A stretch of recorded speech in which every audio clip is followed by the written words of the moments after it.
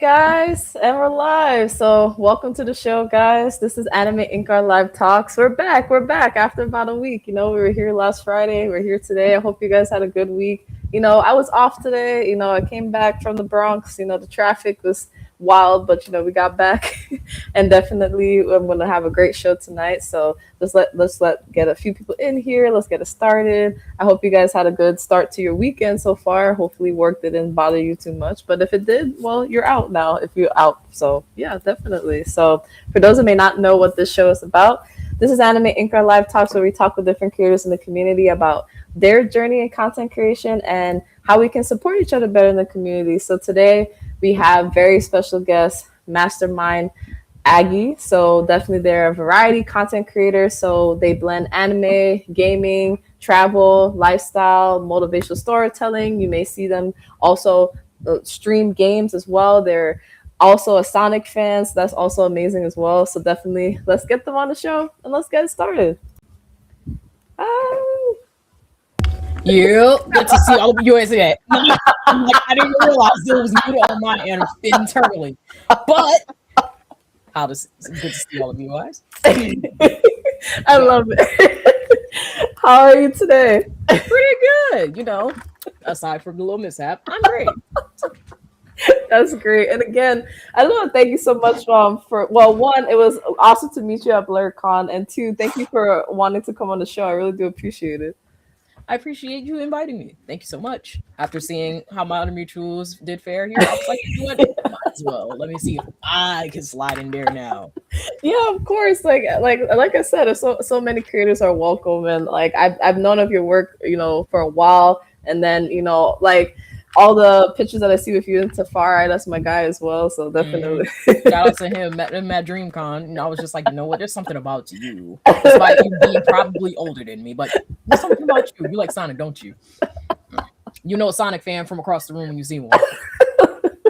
That is true. So for the people that don't know who you are, introduce yourself and what you do. So, as before you see the name, I'm allowing me to tell you who I am. I'm MasterMindAggie. I'm from Philadelphia, reigning as a gaming and anime fan, and also a fitness influencer. Well, I wouldn't say fitness influencer. I do a lot of fitness, but I do a lot of things out with anime, gaming, lifestyle, and travel, which is why a lot of people see me in conventions. Probably not in Philly, even though it's like a running joke where it's just like, you're never home, are you? I am sometimes, but you may have got me. I'm usually outside doing a lot of things. I wouldn't say comedy-like, but you'll see me when you see me. Outside of that, I'm a streamer, content creator, and, an avid sneakerhead. I have about 30 to 60 pairs in my room currently chilling. Will I wear those sneakers? You'll never know, but just know I got sneakers. Definitely. And like you said, you've done so many things, and you continue to do so many things, and all the services that you have and how you travel. And I wanted to ask, when you first started your journey, what was the first thing you started with, and what inspired you to show it with the world? Because one thing to do it is another thing to be like, I'm going to show the world what I do. So most of my inspiration comes from a few people who are cosplayers in the community themselves. Some of them, they don't make content as much as they used to anymore, but they still make content from time to time. And one of them just so happens to be my god sister, who some people know as Jax the Ronin. Great cosplay, lovely person. Also, my neighbor that just so happens to be like 30 seconds away from my house. I could just walk across the street and she's right there with her mom and her lovely fiance. Shout out to JSmack TV. Yeah. And what their work was essentially just them showcasing their love for anime. And I'm like, I could do that. But what really pushed me to do more of the content thing was me going to DreamCon for the first time in 2022. She told me about it a lot in 2021 when she went. And when I saw her footage, I was just like, I got to be in that crowd of people. I want to be around these nerds, these blurs, these beautiful people that showcase their love for anime and gaming. Shout out to RDC for even giving us that space, because when I went there, I had a time. And I kept going there ever since, to the point where I actively volunteer and work with the staff closely at the convention.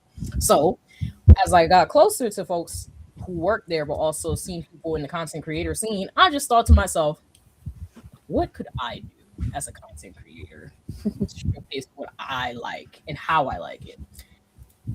And that's when I started to make content on my own. But I was always in this weird mix where I didn't know exactly what I wanted to do. Do I want to do something with cosplay? I don't really crown myself as a cosplayer, but when you see me cosplay, you see me cosplay. Whether it be with somebody or just for myself, I just do it for fun. That's why I really don't crown myself as a cosplayer, but I do it sometimes. Do I want to do streaming? I love streaming. But it's so broad to call yourself a streamer nowadays because there's different types of streaming, from in real streaming to gaming or like showcasing one type of game, or being a let's player, which is usually what I do, showcase y'all how to play different games and how I play it, or being a fighting games player, which is very big in where I'm from because Philly has one of the biggest FGC scenes I've seen, which I've been trying to actively involve myself in since college, as I was the fighting games lead at Temple University's esports club. Great, cool. So through above all of that, that's how I kind of got my start and where I started and where I am now. I would say that I'm more of a streamer more than like somebody who does a lot of content or just cosplaying. You catch me at cons, but at the same time, it's just like, yeah, what do you call yourself? A content creator. I do everything. That's what I would give you that. I do too much for my own good, but sometimes it's always great. That's what I kind of surmise it to, because it's just like, I don't know exactly what I do, but I love what I do. Yeah, of course. And I wanted to ask, well, this is like a funny question I'm gonna ask because how did you start with like the pictures where you do like this? I've always wanted to. I knew somebody was going to bring that up. Whether it be you, if you had a team, or one person at a time asking me this, I know somebody was going to bring this up. And it's always at every podcast, somebody's like, how did this become a thing? So let me explain. I have a friend. Shout out to my friend. His name is Waleem, but we call him Waldo. Lives in Philly, just like myself, went to the same school and everything. And also went to DreamCon. We were doing a photo shoot where we were just taking pictures all around Philly. And this particular picture happened outside of this small mall called the Fashion District of Philadelphia, which we know as the Gallery. Cool, great. We were taking photos, and I was just making different poses. Obviously, I had some really nice poses that even my own mother was just like, why aren't you a model? And so forth. But that particular pose, it was just me playing around. Cool. It should have just been a play around pose. But I had a few other mutuals of mine who saw that same photo that I posted on Twitter. Yeah. Said, this is going to be your new contact photo.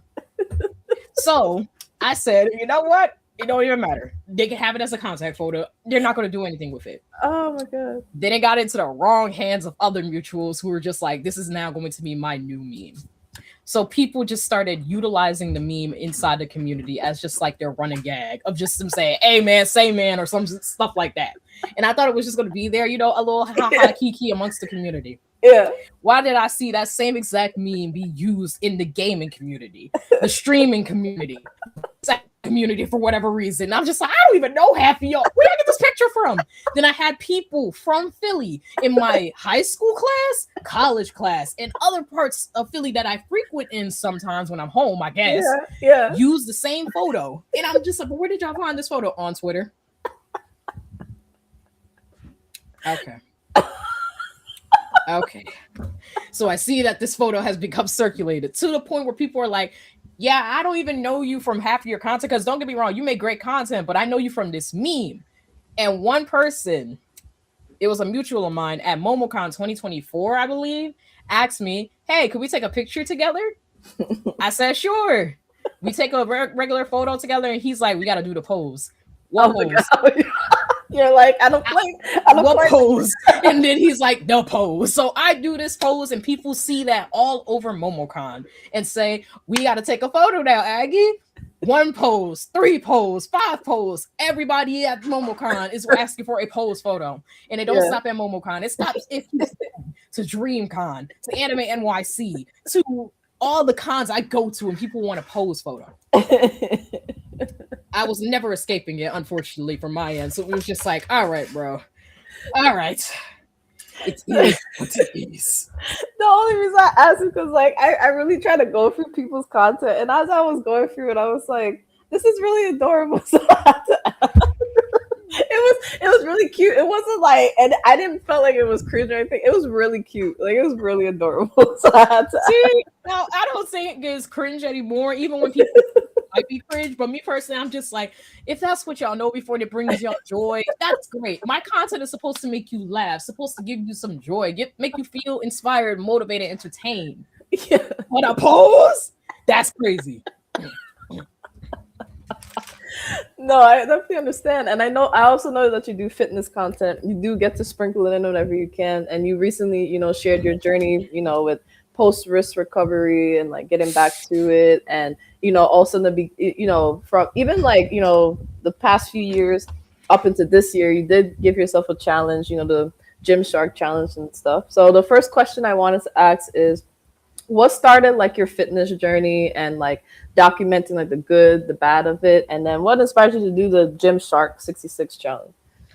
What started my Gymshark? What started my fitness journey actually started way before in like 2019, where I just wanted to start working out. At the time, I was going through this rough depression period with my first year in music school. I used to be like a music education major, but I switched my major to music history.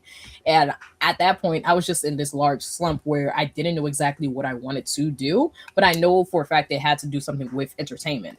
So one of my outlets at the time was working out. I've been into working out for quite a while before I actually started focusing on it long in, because I used to do martial arts as a child. So to do that, I stopped martial arts when I was in high school because I wanted to focus a little more on music. Like I used to be a trombone player, just focus in on music and make sure I was one of the best trombone players. And I was okay for the most part, but I managed to get into music school, so I think I was all right. Yeah, you're good. So that was one of my key things, was to also make sure I was healthy, not just mentally, but also physically. And that was like one of my favorite outlets to do. So my journey was there, started it, loved it, kept doing it for like maybe consistently for almost like 3 to 4 times a week. So sometimes upwards of the 5. I was getting obsessed with fitness. I like looking good and I like feeling good. So I was doing everything in all things fitness and made sure I had time for it. When it came down to the Gymshark 66 challenge, I wanted to hold myself accountable in a way where I could start naturally developing, or at least working on the habits that I already had. So for the Gymshark challenge, I wanted to get some cardio in, but also get 8 hours of sleep, but also started drinking more water. One thing about the water thing, it comes down from me being at all of these cons, being at home, and not getting a lot of water. As an athlete, or at least a hybrid athlete, as some people would like to call me, you need water. And I just know I was drinking maybe about upwards to 64 ounces to sometimes 128 ounces. And my job currently, I work with a business and also an investor. I work with models a lot, and they tell me, "Oh yeah, I drink like maybe 2 to 3 liters per day." That's essential for us to look the part that we do and make sure we do our job. Yeah. And I take that advice was just like, oh, that's all it takes. So if I drink this amount of water, or I drink around that amount of water, I could perform well. They're not wrong. That was my thing in the beginning of the year, was to drink a lot more water and also sleep more, but also be able to walk and work on cardio more. And I didn't get to document all of the journey for Gymshark 66, because when I started, everything was great. Even with those small journeys, I could have documented that a lot more. I really put that on myself to say I could have documented some of my Gymshark journey a lot more. But I stopped momentarily when I got a wrist injury, which happened because I did over. I hope you're not in the chat. But I had a friend who actually said, you may have injured your wrist because you work a little too hard. There was a time where I did do push-ups incorrectly. I can say that. But what was the actual cause of the wrist injury was the fact that I decided to overwork myself by hitting the heavy bag after strength training, not just doing push-ups incorrectly. So my wrist was out of commission for about 4 to 8 weeks. I could not do any type of upper body movements without straining it. So had to get a little wrist widget to start working out again and try to like maintain it, but also had to cut off a lot of my workouts in general. Yeah. And then to record it, I was just like, I don't feel exactly the most comfortable to Yeah. record, and I don't even feel like doing content. So I just indefinitely stopped it, but still maintained it through like the app and whatnot, and just try to see what I could do for myself as somebody who participated in this challenge. Mhm. Challenge is over. Wasn't really caring for like the incentive of being a Gymshark athlete per se, but just to hold Yeah. myself accountable. I Mhm. managed to do it. It was fine. But I weren't going to get any documentation of that like I did the first 4 days. That was just Yeah. meh. It was not for that. It was just for me to hold myself accountable.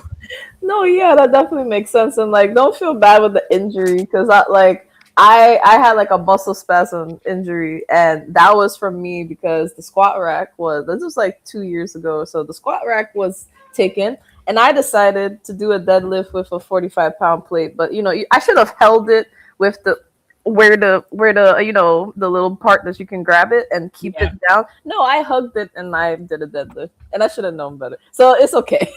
Literally. I'm in solidarity of like sometimes things just happen, and you just That's you just learn. what just happened. I'm not going to stop because something just happened, but like at the same time, it's it's gonna happen. It's just Yeah, like at least once in your lifetime, you just do something where you're like, it doesn't process until it processes.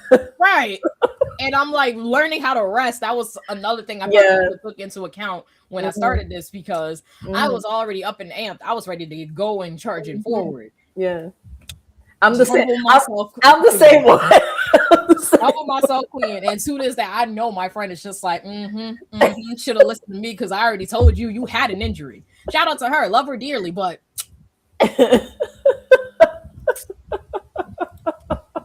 You were like, you might be right, but I'm not going to acknowledge that. All right, bro. But yeah, it's okay. I'm glad that you're feeling better first off, and that you're able to get back to it. I'm very happy about that. Appreciate it. Yeah, and welcome everybody that's coming in right now. What's up, Taylor? Shout out to her. That's my bestie. That's not the one who was yelling at me, but I know she would probably agree with her.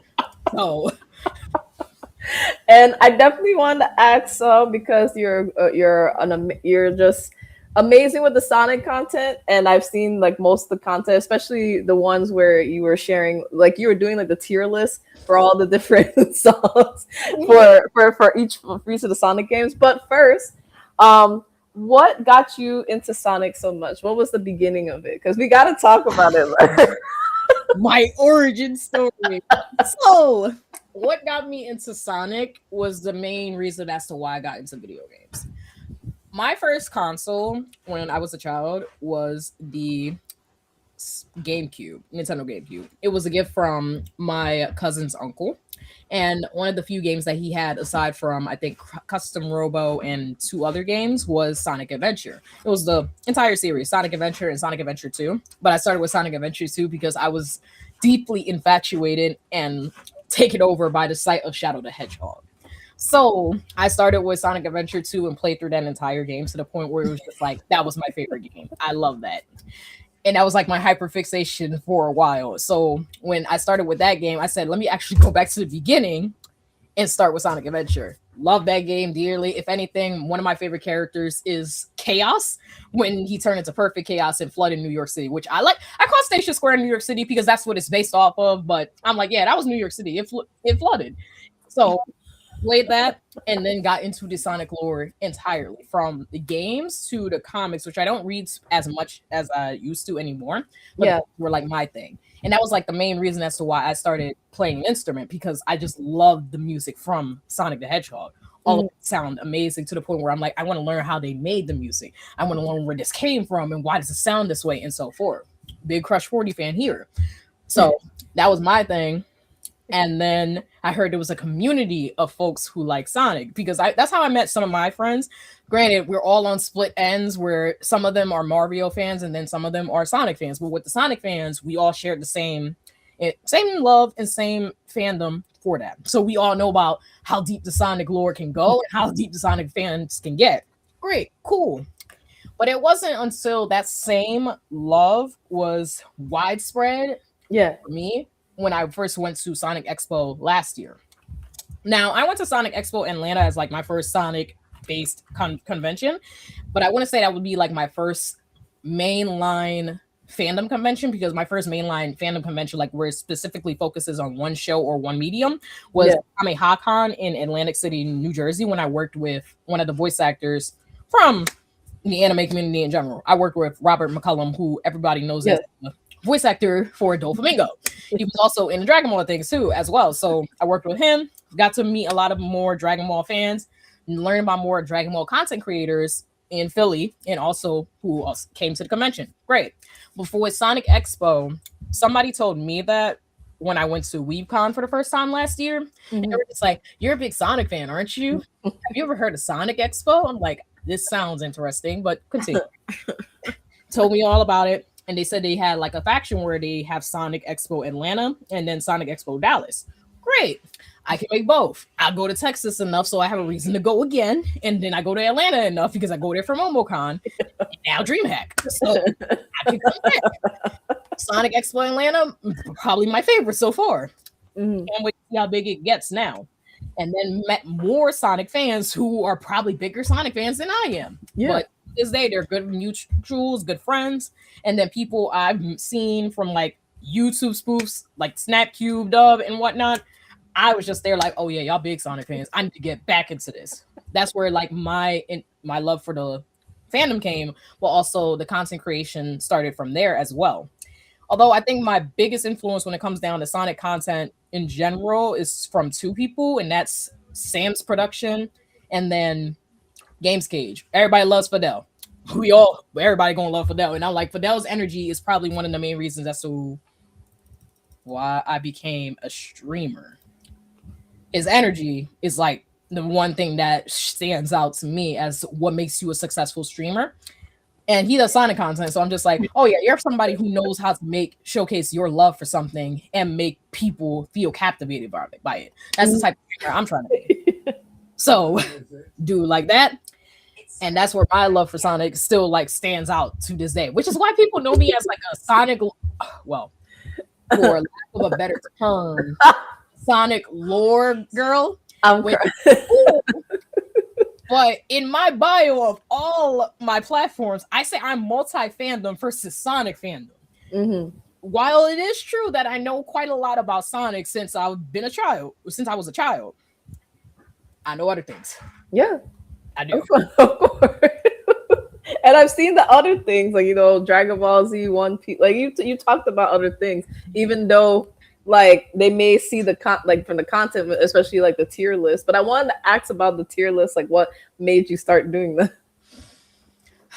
I have a friend. He's a really good friend of mine from New York. He's actually not in like any of the fandoms that I participate in, even though he's a great fan of like anime. But he does a lot of things old fashioned.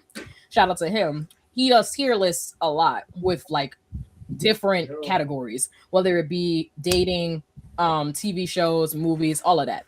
With him in particular, I was asking him, what more do you want to see out of me? Because he started a lot smaller than me, but up to today, he actually surpassed me in all metrics, where he's at 10,000 per platform. Great for him. I've been supporting him since whatever, and he's been great. So he was just like, I want to see you do a tier list because I want to hear your opinion about Sonic stuff. That's a strange request, but okay. So I started doing the Sonic song tier list because, number one, I'm a musician. I hear songs differently and I have an opinion about how I feel about music. So I said, cool, I could do that. And two, because I already played through most, if not all, of the Sonic games already, I have like certain things to say about the soundtrack and why it either inspires me or why do I think it's gut-wrenching to listen to. So I said, okay, I'll do a tier list series where I just rank songs from the Sonic songs, the Sonic games, and then see how I feel. I wasn't really expecting it to do anything. It was just me talking about Sonic songs. But I did not know Sonic fans, or just rather the Sonic series in general, Sonic fans are the most passionate when it comes down to the things they like. So when I'm like, okay, for me, I like music and I like Sonic. That's cool. And maybe somebody's going to share the same opinion with me, which did happen. It happens all the time whenever I post a tier list. And my first tier list, which I think was the wasn't Sonic R. Mm-hmm. But it was, I know which I know I did one first. When I did the first tier list, it was well received. It was Sonic Heroes. When I did the first tier list, it was Sonic Heroes. It was well received. People agreed with me. Cool. I think I can keep doing this. I do the next one.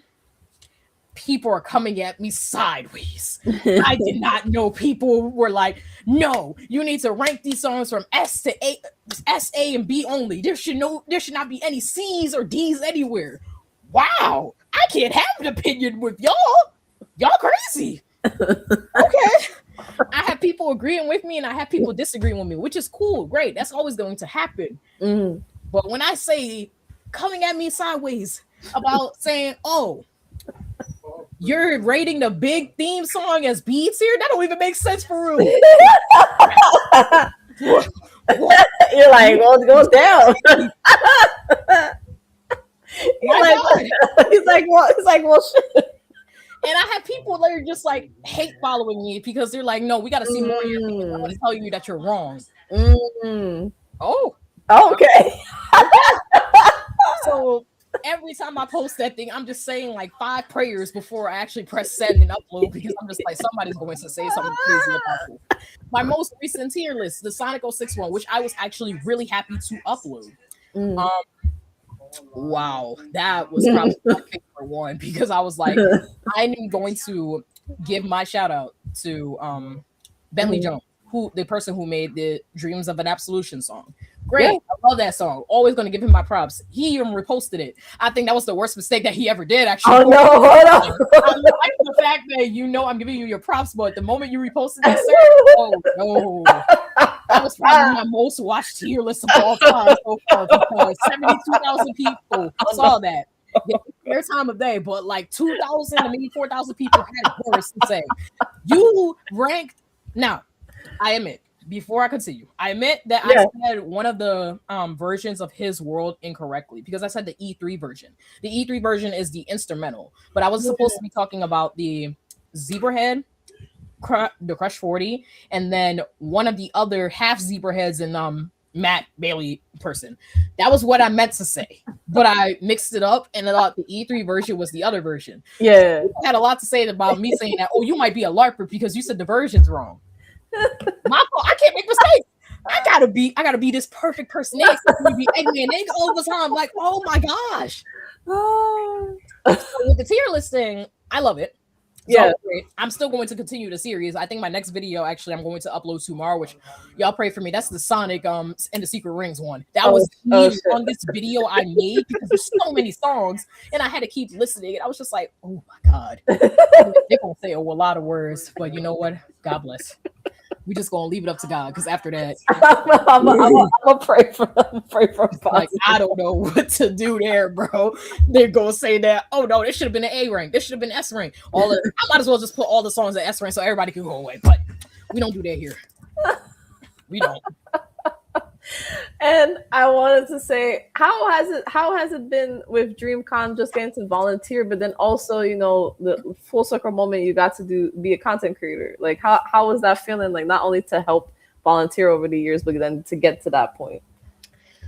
I would say it's like a full circle moment when I got to work with some content creators who are all part of the content creator program, but also meeting said people who are now either good friends of mine or great mutuals that I support to this day. Because it's just like when I came to DreamCon, I wanted to be around the content creators and know why they made the content that they do.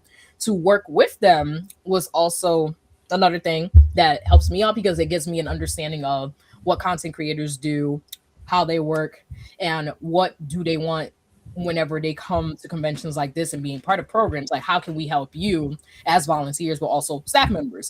So coming to DreamCon, seeing that they're now becoming a lot more content creator oriented as opposed to like just anime, gaming, or pop culture oriented, it helps because now we're just doing everything all at once, but also focusing on everything all at once. And for me as a content creator, I get to learn from other content creators, but also work alongside with other content creators. What are your needs and how can we help cater towards those needs?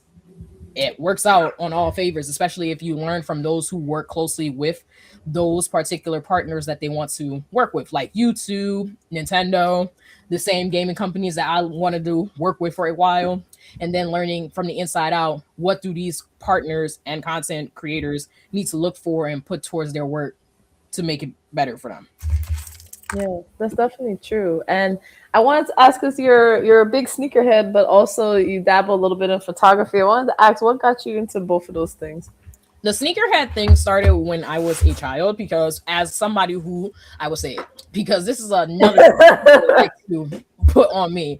I'm not the richest person in the world. I don't know where y'all got that from and why y'all believe that, but just because I travel to maybe like 14 to 20 cons a year doesn't mean I'm rich. I'm not.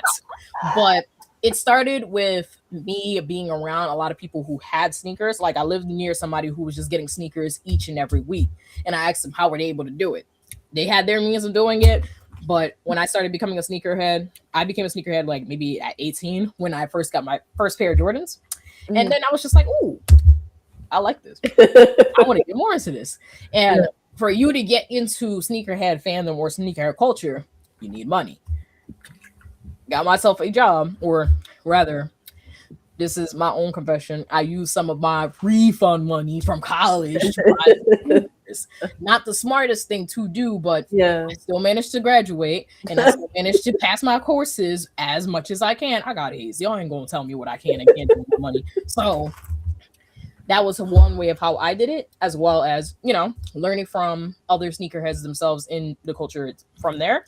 And with Philadelphia in particular, I would say we do have some hype beast culture orients, because from my knowledge, there's a few sneakerhead stores, specific sneakerhead stores in Philly, and they always work with sneakerheads. They always want to. They're always going to put you on to something new and something that's not even from here. So work with them closely. Found some other creators that also work with sneakers, but also are into anime. And they told me throughout the ropes and all of that. When it came to photography, I worked with a few businesses before as a photography assistant. And then also worked with models. 3 of my closest friends are models, so they're always going to tell me what they have to do in order for them to prepare for their next shoot, how you can improve the shoots as an assistant, and so forth. I used to work, well, I can't even say I used to work. I still work with them. I worked with this brand called Kin Apparel, which is just the satin line beanie brand where you can just get satin line hoodies and so forth. And I work with them as a photo assistant. And then with my current job as an assistant for an investor, she works with models all the time. I always got to talk to the models, work with them with inquiries, invoices, and so forth. And they tell me about their next shoots. And I have to work behind the scenes with the camera, and also the person who's taking photos. The photographer themselves always teach me how to take photos. So I know what a photo is supposed to look like and how things are supposed to go as a content creator. But everybody is different. I'm also different. So all of my photos are going to be looking like the next top model of the quality, or just me doing that offside the street with my phone. I only got my phone for now, but I have some experience with photography based off of my professional work, but also personal work. Yeah, definitely. And I wanted to ask, because for a few conventions, because you've been on a roll when it comes to like the content creator spots. I want to say congratulations on that. That's been major. So I want to start off with your content creator for ATL Anime Fest. How was that? Because there's a bunch of people I know that went to that convention. Anime Fest. That I would say overall it was okay for the first time. And I say okay in the sense of coming from somebody who worked in conventions. I work with conventions quite a lot, to a point where I know how they're supposed to be ran logistically. But going there as a content creator, I would say it was a little overwhelming, because it looks like from their end, and this is just me speaking as a content creator within the festival itself, I know what they were trying to go for. They're trying to make it as fun and productive for the creator as much as they can, but what am I trying to say? They ended up overwhelming themselves and me as a creator when it came down to the opportunities that we had and things to do. First, I just felt like with content creator programs, they managed to make it as much as they could with certain benefits that we got as content creators. With most music festivals, I'm used to it being like a 3-tier thing where they basically have like the general admission, the VIP, and maybe like a higher thing with the VIP and so forth. And the content creators fell under the VIP thing. Cool, great, whatever, fine. Except I feel like they could have added a lot more with the benefits that we gotten as content creators, because there was just certain things that for me, if I'm going to be a content creator of this particular thing that's supposed to be an anime convention / music festival, there needs to be a lot more to be offered. With the double VIP badge, they had their own lounge and for them to be catered to and so forth. I guess, sure, if you paid for it, you are entitled for it. Because I got here for free and I'm still under the VIP badge thing, I wouldn't say that I should be entitled to those things, but there should be something that's like the close equivalent. Yeah. I didn't get that. But I would say it was still fun for me to be able to be around other content creators and network and do some other stuff with that. That's great. But now it comes down to the programming aspect. Atlanta Fest is advertised as a 1-day convention. It's on a Saturday. So you're expecting people to either come in as early as maybe Friday and then leave probably Sunday or maybe even upwards to Monday. Yeah. Because it was advertised as a 1-day thing, I should not be overwhelmed with other events that are happening as early as Wednesday. So when it came down for the content creators, it seems like most of the events that they had planned for us were only maybe catered towards those who probably live in Atlanta or at least in close proximity to Atlanta. There was an event for content creators on Wednesday that a lot of people could not make, especially because we all plan to be there maybe as early as Thursday if I really have to push it, or Friday. I'm one of those creators who live all the way in the north, and you're not going to see me there on Wednesday if I got a job and other things to do, and I only plan to be there from Friday to possibly Sunday or Monday. So there was events that I had to miss because I'm not local. That sucks, but it is what it is. And then coming down with the programming itself, they weren't exactly clear with the time frame of how things should have went, especially when things were being announced like weeks before instead of like month or so before. It's currently April, so I would like to believe the thing they could do to improve on that is to start announcing things or like planning stuff for this event as early as June. Even June or later than that, probably like July at the latest. But give or take, I don't think 3 months is enough for them to even plan things like that if they're going to do stuff like that. So I have my little tidbits about it, but do I think the event overall would be good to still plan and work through? Absolutely. They have a lot of potential to work on it and make it even better for me as a content creator. No, yeah, I definitely agree with that. And I love the transparency with that, because I feel like that just helps. That just helps them out in the future, especially for the content creators. I feel like that's really necessary, to be honest. And this is just coming from somebody who works in conventions too, because I worked in logistics at DreamCon. I worked in programming at DreamCon. I work in logistics and registration at Fan Expo Philadelphia, and then also worked with volunteering and logistics at J1Con. Yeah, So I know. I have experience with working at these festivals and also these conventions. I know what I'm talking about when I say that if you're going to do this, plan it like this so people have time to prepare accordingly versus you just saying, let's do it off the fly. This is not a party. Trap Sushi is, I would say, this is probably my unpopular opinion, they have the potential to be as bigger as they could be, but do not plan these things like you plan your parties. I can't do it like that. No, that's definitely true. And I wanted to say also congratulations for being the ambassador twice for Anime Frontier. So I wanted to ask, how was that experience? And for those that may not know what the difference is between like content creator and brand ambassador, I feel like there's slight differences. I wanted you to share that as well, since you have the knowledge on it.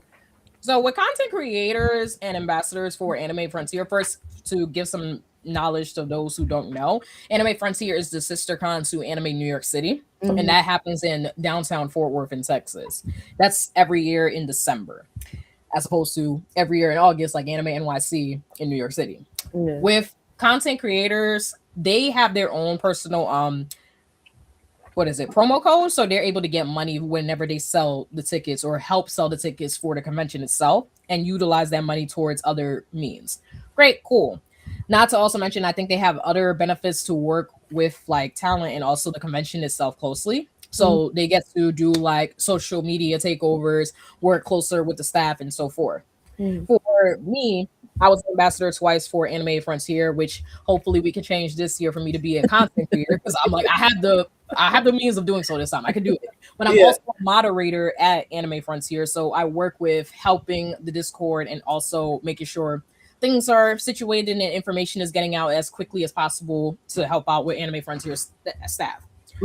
How I got into that is just essentially being active, but also utilizing my own platform to make sure people know about Anime Frontier. And I would say if I were to give like a top 5 list of conventions that I like attending, Anime Frontier does always make top 5. I love Anime Frontier since I've been going since in 2024, and it's probably one of the one cons that it's not intentional, but I do hate it. I'm like, I don't know how I can market a con, but also gatekeep it to the point where I'm just like, oh yeah, this is a con that everybody should go to. Oh crap, maybe I should go to. Maybe not you, but everybody else, yeah, y'all should come to the con. I think it's a great con. I love going to that con, and it's like my little retreat. Yeah. So when I talk about it to people, they try their hardest to see if they can go. But I think it's also around that time where people are trying to get gifts and also situate their own vacations, because it's around Christmas time. I get it, which always helps me in advance too, because I'm like, damn, I don't have to worry about gatekeeping it because you can't come anyway. Great. I say it's still an excellent con that people should still try to come out to once in a while. Yeah. Great vibes, always excellent guests, just like its sister con. After parties are amazing. And even with the programming itself, they know how to situate it. It's left field media. Left field media conventions are always going to be good. That's at least what I would think.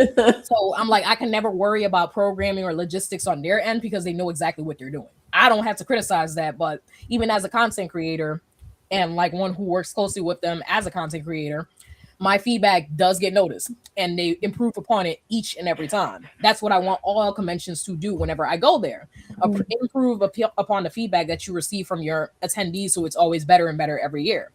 You notice it in conventions like BlurCon, because I've been to BlurCon maybe like 2, 3, 4 times at this point, and they're improving upon it each and every year. Do I still think they need to move that location because it is small? Yes. Yes.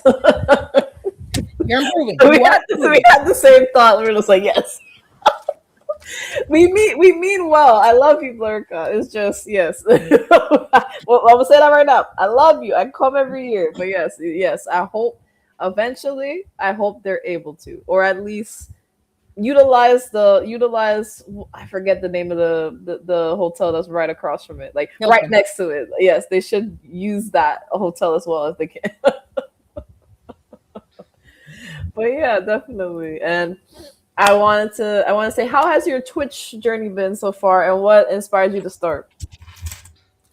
When I started my Twitch journey, it was just for fun. Like by fun, I mean it was just for me to do when I was in the esports club back at college. I just did it because I wanted to showcase my playthrough of Among Us with the club itself and just have some fun. But I wasn't really thinking about it to do with content and other things. So I said, all right, it's just going to be there. I have a Twitch to utilize to talk to other people and so forth. When I got into streaming, however, that was just going to be me learning the ropes of streaming and also utilizing how OBS works. So for me, I wanted to use it as a way to work with others, but also create content of my own, because I like to do Let's Plays.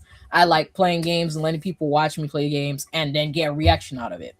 And so far, that's been going pretty well. I haven't been streaming lately because I've just been all over the place busy. It's been wild on my end. All right, because con season is about to start, I know these streams are not going to always happen. However, there is always a loophole when it comes down to streaming.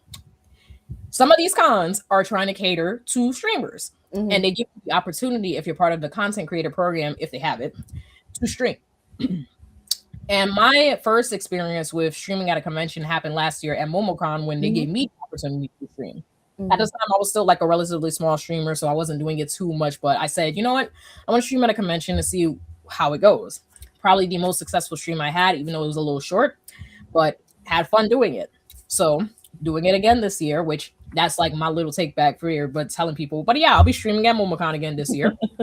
And I will also be streaming, hopefully, at DreamHack, which they're going to be week after week.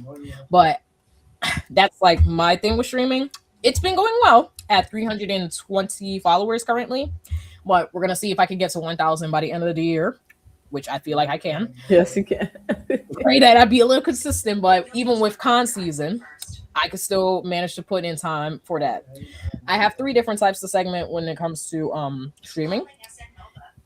The first one is always on Fridays. It's going to be FGC streams, which is essentially me playing a fighting game and learning the ropes of it. And currently, the fighting games that I play on stream are Under Night in Birth, Street Fighter 6, and Dragon Ball Fighter Z.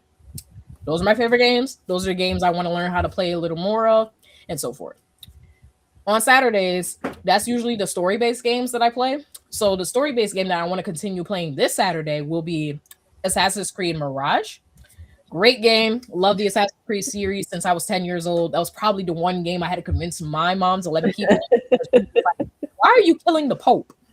I can never explain to somebody why am I killing the Pope in that game, but I killed the Pope. So,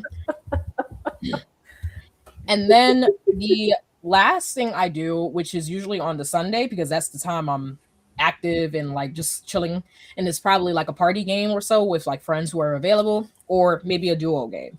My recent duo game with said friend who yelled at me about my wrists was I believe Split Fiction. We finished it already, and that was probably one of the most successful streams with her because that girl will find a way to get on.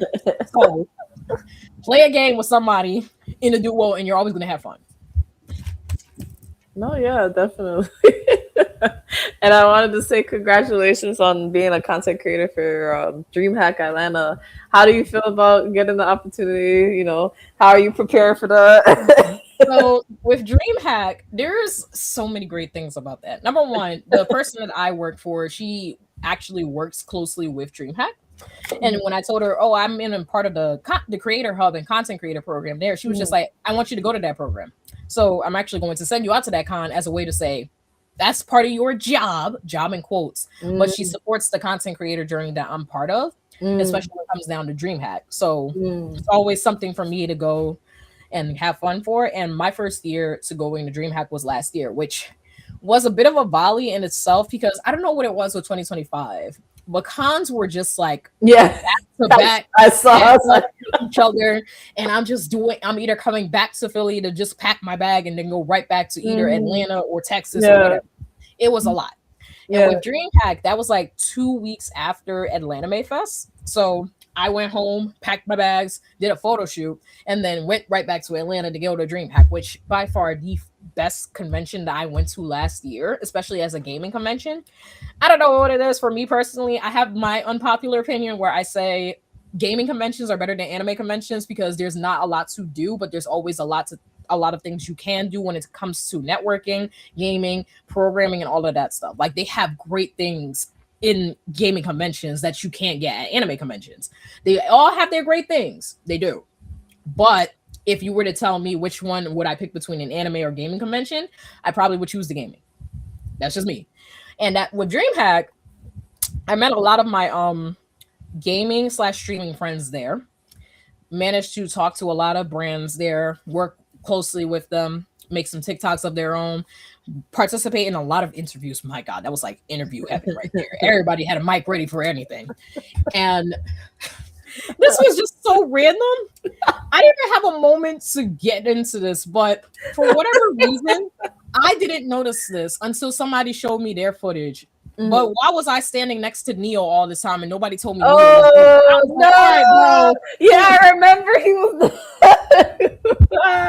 because Blurs Unite from talked about just like, you know, it is what it is. All these celebrities just coming to these conventions and they just having fun. It is what it is. Whatever. I'm used to being in convention spaces with celebrities, with DreamCon being most notable with Megan there and so forth. I don't mind that.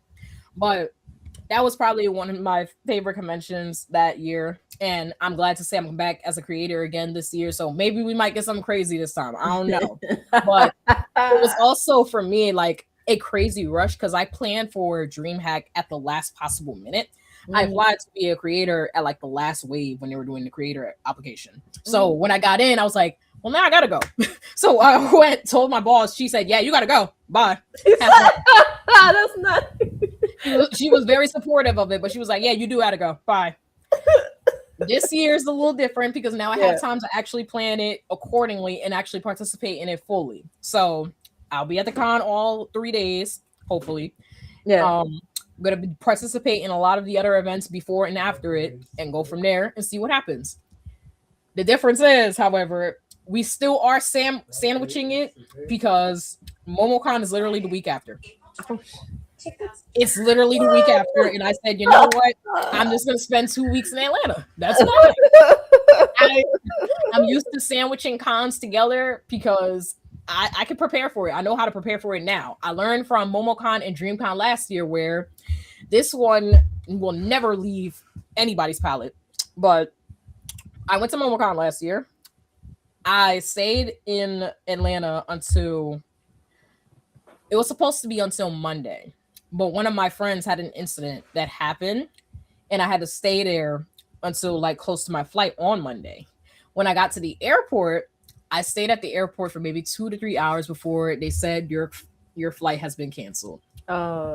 Which I'm so glad. It's so crazy to think about now because I'm like, I really did upload a flight airline tier list, and I know exactly why I put Frontier and C tier. Y'all not slick. So I had to stay in Atlanta until Tuesday morning. At least it was planned to be Tuesday morning. It was Tuesday evening that I got home. Took my stuff out, got home. My aunt from Boston's there. She's there visiting, saying hello. I said, hey, I can't stay long. Yeah. Why? My flight to DreamCon to Houston was at 6 o'clock that next day. Oh no! In the morning? In the morning. So imagine my shock and imagine at Philadelphia Airport when they saw me roll back in there around 4 a.m. in the morning and said, what are you doing? Why are you back? I got a flight to go to Houston, which is crazy because the layovers for me to get to Houston was in Atlanta. So I saw all of the same flight attendants and everything. Everybody looking at me, they're like, you just went back to Philly. Why are you back on this plane? I just said, yeah, I got to go to Houston. They're like, yeah, you a trooper because I would have canceled that. So we got to Houston, checked in, chill, ready for DreamCon. And I'm like, I'm ready to get this over with. You just went to a con for 3 to 6 days, and now you're back at another con for another 6 days. Yes. Oh wow! I have planned sandwich cons before, and I'm ready to do it again. But this time we planned accordingly, so this time I won't have to move as much. Well, I'm glad to hear it. And one question that I asked is about like support in the Blur community. I asked, what do we do well so far to support, uplift each other? What we do well already? What can we improve upon? We're not perfect. And I asked this question because everybody is in different parts of the space and everybody has different input. When it comes down to the Blur community, I know everybody likes to use the sentiment or at least preach the sentiment that we should all support each other as much as we can. Support, on the other hand, looks different from everybody, and it looks completely different when it comes to certain people. We're all humans. I acknowledge that wholeheartedly. We're all humans. We're all going to have our opinions about certain people, and we're all going to interact with people differently based off of who that is. On the other hand, and I say this as a creator, especially a small creator, when it comes down to support, how you support someone is always going to be my main factor as opposed to you just supporting anybody in general, because there are certain people you probably shouldn't support, but I know there's people that people just love to support and will do it wholeheartedly rather than half-heartedly. And I say all supporters, or at least all creators, should get the support that they can. People will not mess with your content. Somebody said this to me earlier, actually, but people will not mess with your content until somebody else that they know can verify and mess with your content to the same degree. I can send people all of my Sonic tier videos and Sonic videos that I have made and ask them, could they share? The thing is, I don't like to really ask people to share the content if they're not willing to do so anyway in the first place. Do I share it anyway just so people know that I'm still doing things? Because there are people out there asking me, when am I going to make more content? I make the content. Why are you not interacting with it? I know you see it. You can see everything else I'm doing. You can see everything I say, all the crazy things I could do, and all my poses that everybody would like to use. But I ask you to support my content. I'm not asking you for just a like. Because let's face it, in this time of age, there are different ways to support people. A like is not going to get me far. The repost button is right there. The shared story is right there. I shouldn't necessarily have to ask you per se, but not everybody gets the hint whenever I send the content. I have to say that, hey, could you like and share this thing for me, and then go forth there. That's not for me to say that I'm sounding entitled, but I know if somebody who is probably bigger and better, not even bigger and better, probably bigger than me, not asking you to share this. You just do that just because you want to do that. So where is that same degree for those who you know are smaller creators or are probably more friends than you, and then going forth there? But these are also these same people who are creators and asking you should support all creators. Okay, so support me. I'm not, it's not a transactional thing. This should never be transactional, because if you genuinely like something or like someone or want to be with someone or be their friend, all of this is instinctive. This is just natural. It should be natural, never forced. So when it comes down to being in the Blur community, I think support should be natural as opposed to being forced, because you want to see somebody get big. You're seeing somebody who is currently popular, and you're saying, oh, somebody that I know is supporting them, I should support them as well. That's great. You should always do that. But there's also people who are smaller than them that would like that same support, same magnitude. I do that with if not everybody, then most people I know for a fact that I'm close with. But if I know somebody who I like their content enough for me to share it and let other people see it and do for it, I go above and beyond when it comes down to sharing. And I think that a lot of people should do that too with anybody. All of us are trying to get big. You want to see us do well, so help us do well. Share the content. Repost the content. Interact with the content. That's how we get big. It takes time. It does. But it won't hurt you out of your day to put it. I bet it won't. Yeah, that's true. No, that's true, because I feel like I've had creators from, like, for people that don't know, because I do say in the open calls, like, all follower counts are welcome. I don't know if people realize, like, how grand the scale has been. Like, I've had people that only had 35 followers all the way up to like 100K. So like I do mean that. I do mean that. Like, you know, like for me, like if you're going based on like social media numbers and collaborations and stuff like that, that's not gonna do much for me. But that's not the point. It's like they have things that they're doing that, and a lot of them, even if they're like 500, they're sometimes they're doing more than the big creator. You don't know that unless you give them a chance. And that's so hilarious you bring that up, because I have people who are mutuals or even friends of mine who talk about that. But sometimes they talk about it in the most demeaning ways, where one great example actually is the DreamCon content creator program, the beta program. When it comes down to them, I actually do enjoy their selection process. I love DreamCon selection process when it comes down to the creators program, because they don't actually just get bigger creators. They get smaller creators, even upwards to me. Somebody at 35 followers got accepted into the creators program. Nice. And it shocked me at first when I first saw it, because I'm like, this person usually doesn't post anything except like pictures of themselves playing basketball. But one thing about the creators program that I like about DreamCon is they're not necessarily selecting on people based off of their follower counts. They do have a metric. I will admit that they do have like a minimum metric where you should reach, or at least try to strive to, but they don't discriminate on it. And then I see people who have bigger followings and also possibly do more, and I say do more in quotes, who complain about how did this small creator get into this program and have access to these opportunities, as opposed to me who has been working this hard for a while. We can, I give it to the people at the social media team at DreamCon to know that people don't play around with that BS. They know when people just want it for clout. They know when people are not actually about their business, and that's fine.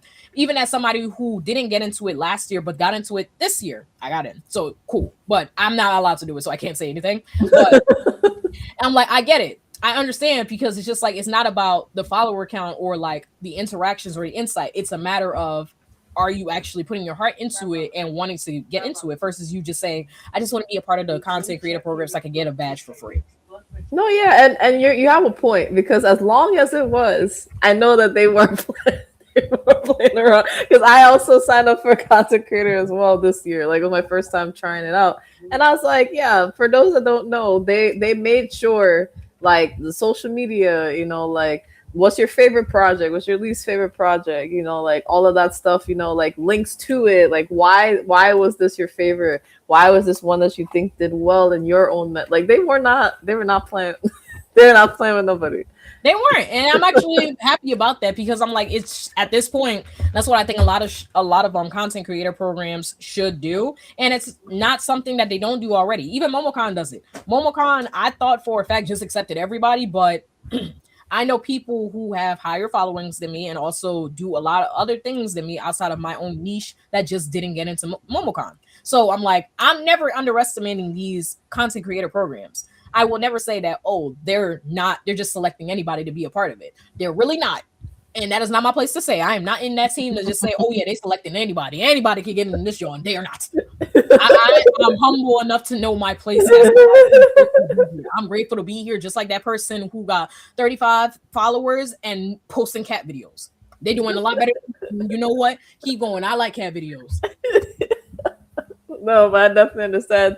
Thanks for the feedback, because I feel like it's been said before, but to say it like that, it makes sense, because, like, to be frank, like, some people that have come on the show, it was because somebody said, hey, this person is, and that's why they were able to, like, I got their attention, or that's how some of it was. And I wouldn't have gotten that opportunity had somebody not, like, repost, reshared, or been like, hey, I've been on the show. So, like, yeah, it's really like it's really an example of what you just said.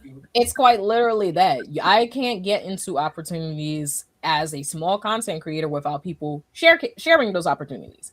Just like how even with people not liking what I have to say about certain songs in the song community, getting me into in opportunities of having even my own favorite streamers and people I look up to in the content creator space talking to me. Like, I don't want people to just talk to me because I make content, because I'm a normal person at the end of the day. I literally have an opinion just like you and just want to keep moving on forward like that. But to know that bigger creators have seen my videos and have said something about how I have said something about my opinions and want to learn more about me, that's cool. That's great. I love networking. I love telling you why I think your favorite song is trash, but you think my favorite song is trash too. All right, cool. Let's talk. That's very true. And I wanted to ask, I think I actually saw this panel at Anime NYC, but I didn't realize you co-hosted it. So how was it to co-host Train Like an Anime Hero, bringing fictional feats to life panel with Anime Flex app? So the AniFlex, my friend Omar, he developed this app called AniFlex, where essentially you can train like an anime character and also create your own character that you can train based off of how you log your workouts. It's a great little thing. It's being developed currently. It's still being developed to this day, and we're still getting active feedback and people who love the app a lot to learn different workouts from different anime characters. He approached me because he saw my content. Same thing. He saw my content, and he said he loved my energy a lot, to the point where he wanted me to help him co-host a panel. And I said, you know what? Yeah, fine. I like fitness, and I also, like sharing my energy and having other things like that. So when he told me he got into Anime NYC, big deal, number one, because not a lot of panels get into Anime NYC. Yeah. It's very hard to do so. Mm-hmm. To say that you want me to co-host that panel, however, was also another thing that, like, made me feel extremely surprised. So I loved it because I was able to share it with my friends and tell them more about the app. They love the app. They're just like, I want to start working out because now we can just look like my favorite anime character. Mm-hmm. I was getting reception and feedback from other people who love that. It was amazing. And we started working on the app a little more too, to the point where he's like, I need more ambassadors for people in the app. I said, okay, it's going to be a little hard because there are a lot of people in the anime community who like to work out. Yeah. But for it to actually pop off, I Mhm. want to get more, ask more folks that I know who could help it pop off. So ask a few friends who are involved with fitness, and then let me see. There was three other people who wanted to help with the app. They love the app to this day. So I just said, if you guys can showcase and utilize the app a little more for marketing purposes, it helps. I think currently right now we have 5,000 users. So Wow. it's working to a degree. But my plan with the app itself, because I have some partnership with it, is to get more ambassadors, but also bring more people into it and talk more about it at other conventions. Costs money though to be at these conventions. So the hope is to expand that by 2027 or at least 2028 Mm. out to these other conventions that would love to see it. Yeah. It was a great time though. I will say that. And a lot of people love the app. So Yeah. to see that people are utilizing it as much as they can. No, yeah, definitely. And I wanted to ask, well, first off, I love that you're into all things. Like just getting to learn more about you. I'm like, I just gotta clap it up because honestly, but because like the I love when Safari calls you famous one, and I know you don't let me call you famous. But what I will say is that you've accomplished a lot, and I am very proud of you. Appreciate it. I think just like I think I have accomplished a few things, but when people say I've accomplished a lot, I'm just like, oh gosh, y'all think I accomplished a lot? I even move. I had to clean. I gotta clean my room for a second. Hold on, that's my main accomplishment that I want to get done. No, yeah, I'm the same way. I'm like, oh, I need to get my car next month. Thank you so much. Thank you so Literally, much. I need to get my car, please. I'm just like, I just got my car at the shop. I feel great. The overwhelming feeling is gone now. It's amazing. And I wanted to ask you, what are some of the goals that you have? It could be long term, short term, whatever you want to share. Ooh, this is a good one. I just had with myself, but also with my boss, because she said, "What were your long-term goals for content creation?" Okay. I said, "There is a friend of mine that I did help mentor a lot to the point where she's actually a way bigger content creator than me. Like she started when I graduated high school." And she's in college currently, and she is running on like almost 500,000 followers Wow. on Instagram, and then 1 million elsewhere on like TikTok or something. Ooh. One of the things that she inspired me that I want to do, even with this content creation thing, even though I'm not necessarily doing this as like my main source of income or like something I want to do as a big one, because my big goal is to run a talent agency where I can sponsor but also manage talent like influencers, content creators, athletes, musicians, all of that. That's my main goal.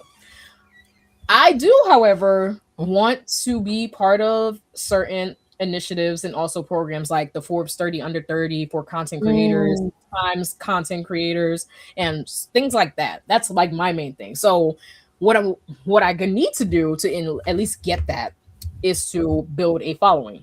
I want to get 250,000 followers across all platforms to at least have a grand total of 1 million people knowing who I am and following me. It would be nice to get 1 million followers across all those platforms, but my small thing is 250,000 per platform. So we're building, we're doing our best. So far, we had 2,800 and something, but we'll get there. I got like what 3 more years? I got 3 more years. That's the first thing. The second thing is to own a business, that same talent agency that I want to work with and work with other brands. Before I work with those brands and get that to other people, I want to work with these brands. So y'all wait y'all turn. I'll get to y'all soon. And then possibly even move out of Philadelphia, because I'm like, as much as I love Philly, I'm not going to be here forever.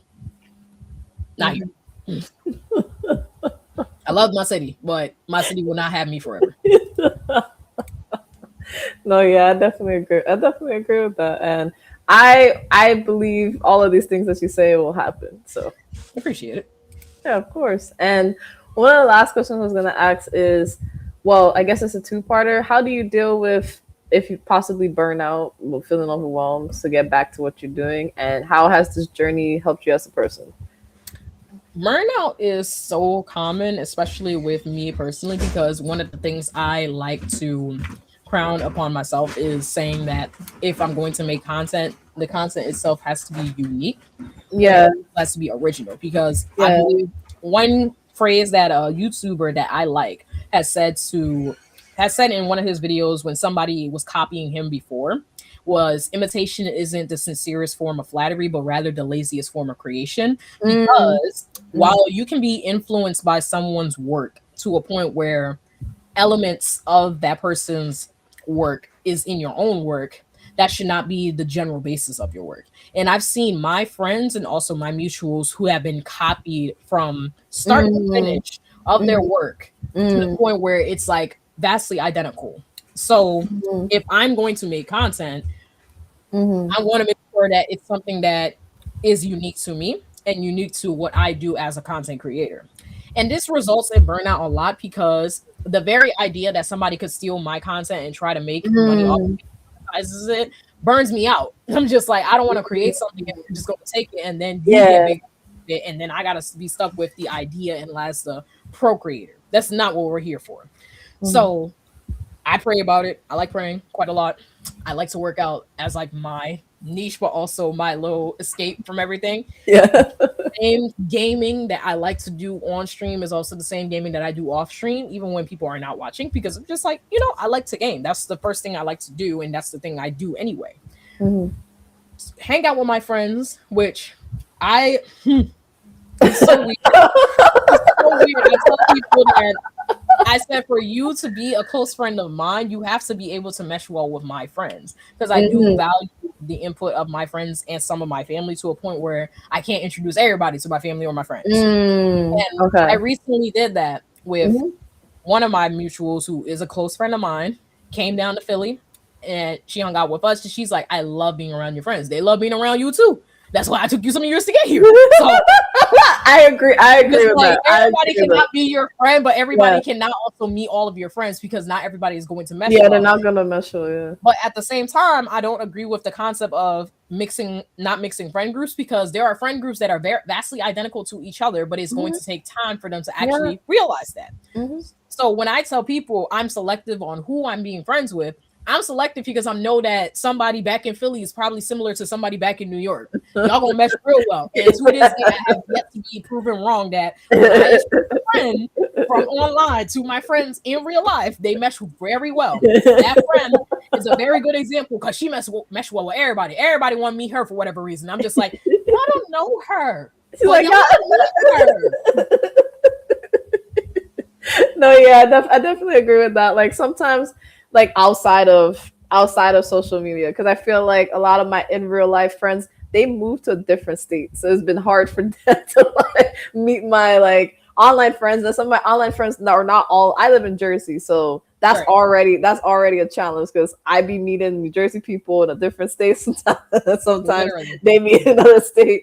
But yeah, like if it was in real life, I understand because sometimes a few times they've mixed and I just keep a watchful eye. I'm like, okay, this will be fine. And then Yeah. other times I'm like, oh, all right, it's gonna take some. Is it gonna take some time? Or I've been told, and I said, bet. You don't gotta worry about it. Don't even worry about it. Like I got you. Like y'all don't. Quite literally. I got you. Like I'm not even gonna question it because I get it. Not everybody's gonna mesh, like you said. And that's okay. Like not everybody is meant to like each other or like certain people. That's fine. However, comma, Don't not bring me everybody in. can be my friend. Yeah, it's like don't bring me into it if something happens.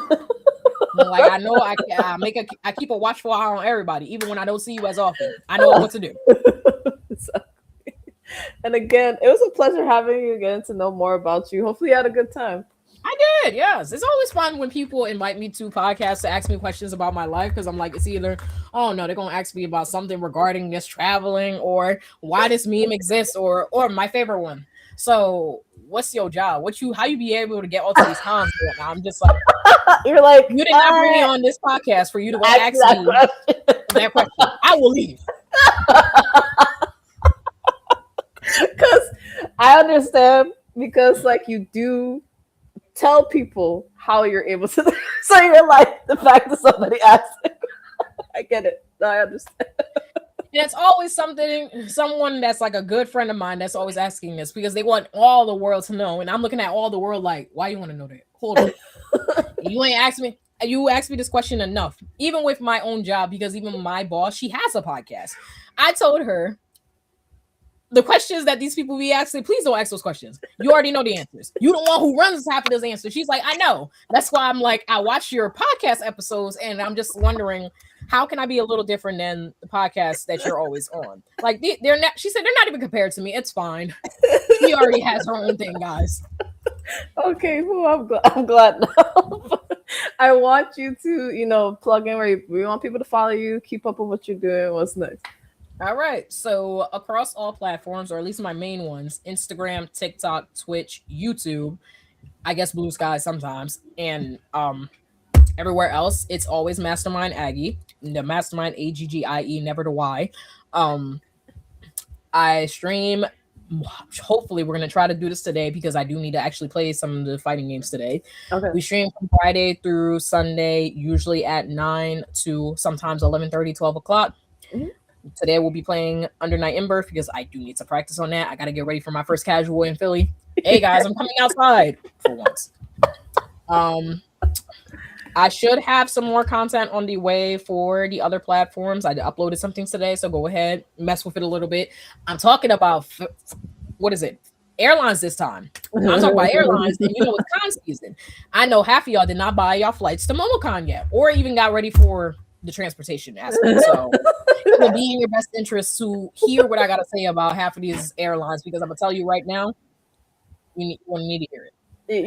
First off, United is S tier. That's all I'm gonna say. I like United. I can only give United so many props. Delta is still my favorite because they got that Crunchyroll partnership. Mm. Those Biscoff cookies always do help, and I like the lounge. The lounge is very nice. If you ain't got lounge access, sorry, but, I got lounge access. I got lounge access to Delta and also Sapphire. What is it? Chase Sapphire. So I can talk, but that's all y'all. But everything else outside of that, we got some more content on the way. More streams will be back. And if you follow my Twitter, you probably shouldn't. But yeah, I'm there too.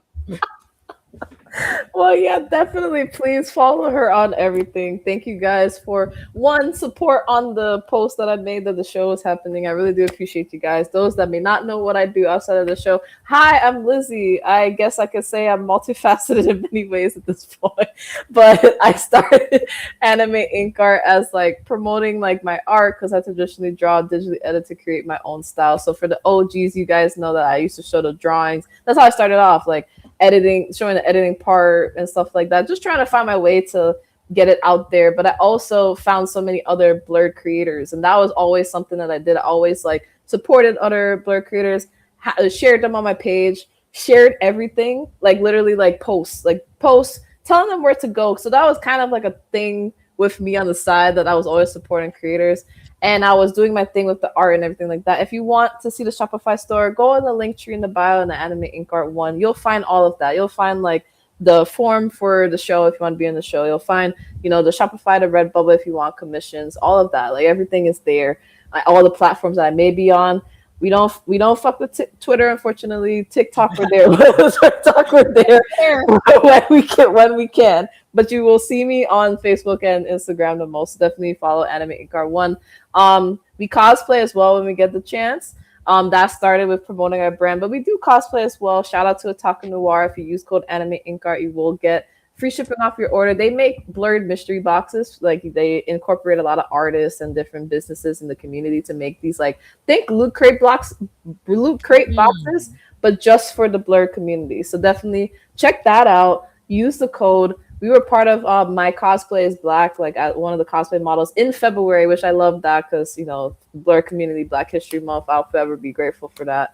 Also, we got the opportunity grant with Blurs Unite, hopefully to work with them in the future, as well as because we're trying to get more people for this. I work for an organization called Critical Care Comics. So pretty much you can either be a regular volunteer, which I am because I have to drive from Jersey. I'm not cosplaying for now.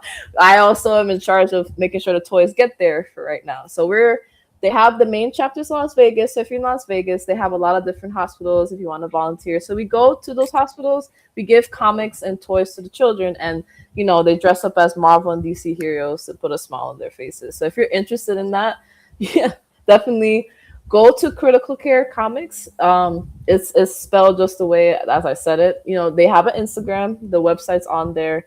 You can sign up whether you want to do New York, Las Vegas, or South Carolina. We do need y'all in New York, so definitely I'm being a little biased, but if you want to join New York, and you never know, I may be interviewing you, so definitely that's the plethora of what I do. Yeah, and if you like the ride, if you want to be part of the show, definitely feel free to do that. Feel free to subscribe. That's free to do.